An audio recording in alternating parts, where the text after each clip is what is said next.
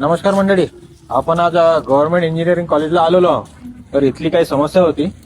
तुमचं नाव काय? माझं नाव प्रतीक्षा वानखडे. प्रतीक्षा वानखेडे. तर काय समस्या होती तुमची? सर, आम्ही थर्ड इयर इलेक्ट्रॉनिक्सचे मुलं आहोत. तर आमची समस्या हे आहे की सर्वात प्रथम जे कॉलेजचं आर्किटेक्चर जरी गव्हर्नमेंट आपण म्हणू शकतो, पण जे गव्हर्नमेंट अमरावती आणि जे गव्हर्नमेंट यवतमाळमध्ये फरक आहे ते आपल्याला दिसूनच येते इमेजेस वरून की आपण गेलो असून तरी. तर सगळ्यात पहिलं आर्किटेक्चर प्लस जे फॅकल्टी आहे ते तरी आम्हाला सपोर्ट करते, पण जे आता प्रिन्सिपल वगैरे होऊन गेले आहेत त्यांनी आम्हाला म्हणजे अशा बाबतीत सपोर्ट नाही केला. समजा आता इव्हेंट्स असतील किंवा मग बाकीचे काही कारणं असतील ते. प्लस आमचा युनिव्हर्सिटीकडून हे प्रॉब्लेम आहे की इथचं मॅनेजमेंट. मागच्या वेळी कसं झालं की आम्हाला जो BHR हा विषय होता तो अचानक पेपर कॅन्सल करण्यात आला. प्लस या वेळेनं पण जेव्हा आमचे पेपर्स होते त्याच्या 2 दिवसाआधी फक्त टाइम ठेवला. तो PL आम्हाला फक्त 5 दिवसाची मिळाली.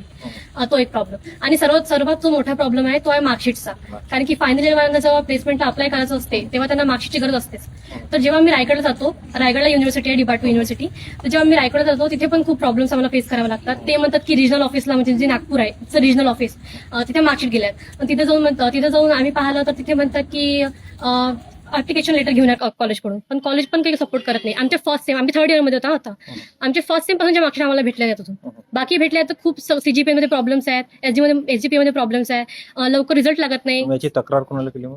याची तक्रार आम्ही ईमेल थ्रू पण केली आहे. आणि जे रायगडला जातात त्यांना तर काही बोलताच येत नाही तिथे. समजा म्हणजे कारण की रोजचे ते फक्त 10 फॉर्म एक्सेप्ट करतात, तर तिथे जाऊन काही बोलता येत नाही. आणि यवतमाळ एवढं दूर पडते की आमचा आवाज पण म्हणजे तिथपर्यंत पोहोचू शकत नाही. इथे कोणाला तक्रार केली? इथे आपण मॅनेजमेंटला म्हटलं की बा कधी तर मग तिथूनच म्हणजे त्यांचं कम्युनिकेशन खूप लो आहे इथे. म्हणजे त्यांच्याकडून काही कम्युनिकेट होतच नाही. मागच्या पेपर पण असं कॅन्सल झाला तर आम्हाला त्याच दिवशी माहित पडला की पेपर कॅन्सल केला. म्हणजे त्यांचं खूप असं तुटक ताटक काम आहे.